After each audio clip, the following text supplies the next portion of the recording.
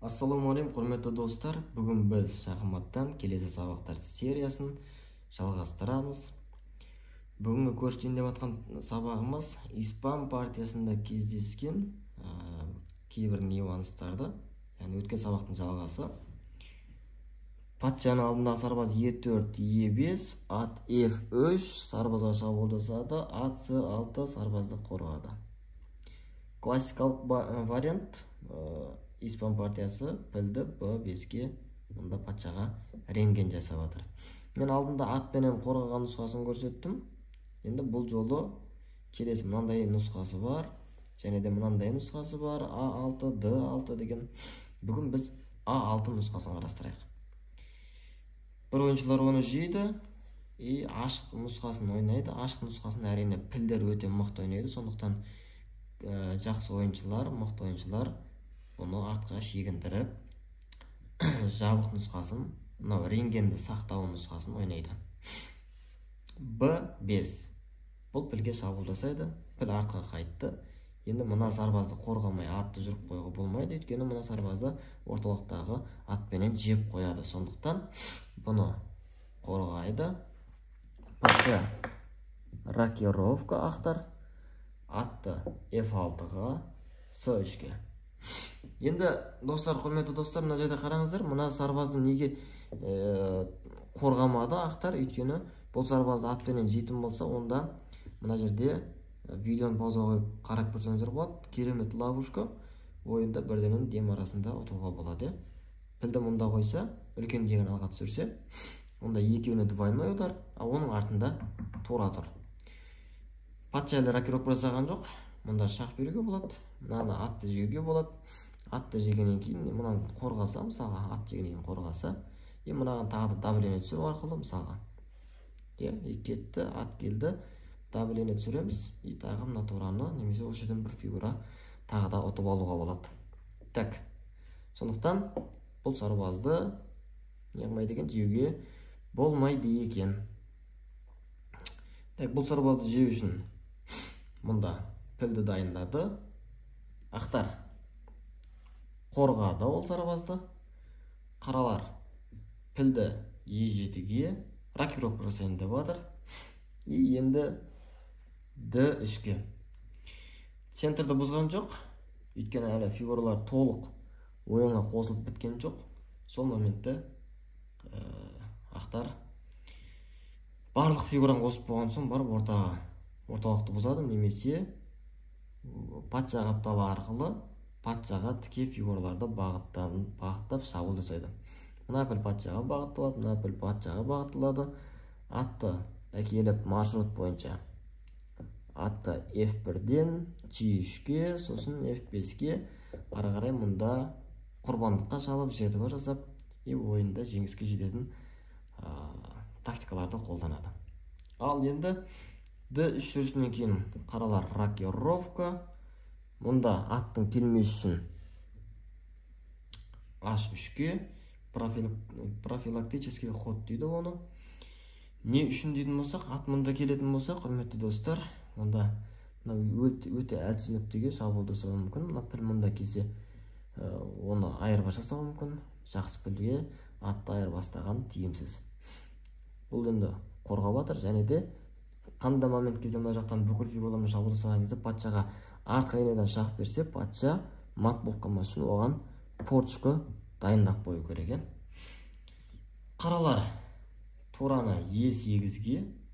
Мынау тура қате жүріс болып саналып тұр. Не үшін қате дейтін болсақ, мен қазір осыдан кейінгі жүрістерден көресіздер.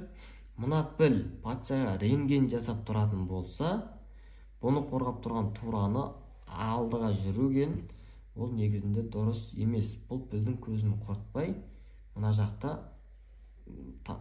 патша ғана қорғайтын қылып, оны басқа фигурадан қорғансыз қылып тастап кетуге болмайды. Енді ақтар соңғы фигурасына разбитие жасап жатыр. Специяны осы жүрісті күтіп жатыр, өйткені мына пілді артқа қайтарып, қаралар бүкіл тастармен шабуыл жасағысы келіп жатыр. Міне ары қарай дәлше былай или былай кетіп барады.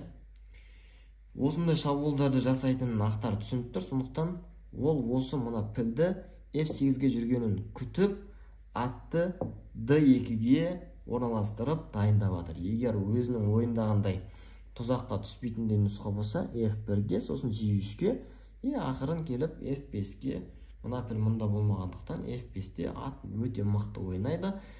Қалаған уақытында мұндай құрбандыққа шалады, мына жақта піл келеді. Дәл осындай нұсқамен атты ойынға қосып жатыр. Енді келесі қаралар пілді F8-ге жүрді. Осы моментті ақтар күтіп отырды, атты G5-ге. Не үшін мына пілді мұнда келген күтті? Егер ол піл мұнда тұратын болса, атты бірденен жаңа мына атты жүрмей тұрып, G5-ге келетін болса, қайтадан тураменен ол сарбазды қорғап қоятын еді. Сондықтан бұл пілдің мұнда келген специально күтіп отыр. Піл мұнда келген кезінде атты G5-ке бірденен мына рентгенмен шақ қойып вилка жасайды. Патша кететін болса тураны жейді мұнда, немесе пілді қайтарып тұрып шақ беріп мұнда, немесе атпенен бірден осын жеуге болады. Уәзір жейін деп жатыр, какой-то момент мұнда ашатын болсақ шақ болады деген сияқты. Так, осы жерден шабуыл жасап жатыр. Енді қаралар бұл шабуыл тоқтату үшін D5-ге сарбазбен оның жолын жапты. Сарбазбен Е-дегі сарбазбен Д-дағы сарбаз жеді. Атпенен D5-ге жедік. Мына атты жеуге ұмтылып жатыр. Және де мынаны жейтін болса, біз оны жеп аламыз. Мынаны жолдан ашық болатын болсақ, кез келген жерге уәзір мұнда баратын болса, қаралар G2-ден мат қоюға мүмкіндігі бар. Дәл осы себепті орталық центрде уже фигуралардың барлығы дайын тұрғандықтан ашуға ұмтылып жатыр. Бірақ ақтардың жойқын шабуылы ол әрине уәзір H5-тен H5-ге келіп, H7-дегі сарбазды жейтін болса мат болады қазір. Сондықтан бұл сарбазды қорғау керек, қорғамаса ойын осы жерден тоқтайды. Қаралар атты F6-ға жүріп қорғады. Себебі бұл сарбазды атпен қорғап тұр, мына уәзірді қуып жібергісі келіп тұр.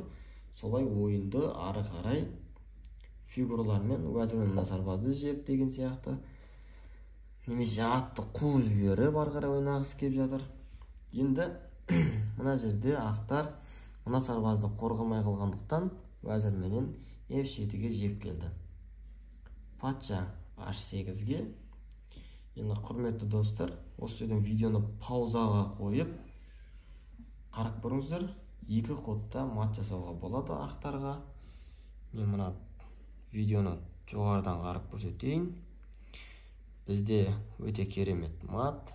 Мұнда уәзірменен піл екеуі батарея болып тұр. Бізде батарея деген сабағымыз бар. Қарап көрсеңіздер болады. Уәзір G8-ге шах мат болған жоқ әлі. Атпенен жеуге болады екен. Атпенен жеді, патша өзінің фигураларына қамалды. Осы кезде атпенен F7-ден шах және мат. Атты жейтін ешқандай фигура жоқ, патша өзінің фигураларына қамалып тұр, сондықтан мат. Бұны орыстарда спёртый мат дейді, ал бізде коробка. Яғни мынау өзінің фигураларына қамалып қалды. Коробка болған мат. Спёртый. Патша өзінің тастарына қамалған мат деп атайды қазақшада. Осындай керемет тактиканы сабақтар сериясын ары қарай жалғастырайық, құрметті достар. Каналымызға қолдау білдіріңіздер, подписка жасаңыздар, достарыңызбен бөлісіңіздер. Келесі сабақта мен D6 нұсқасын көрсететін боламын.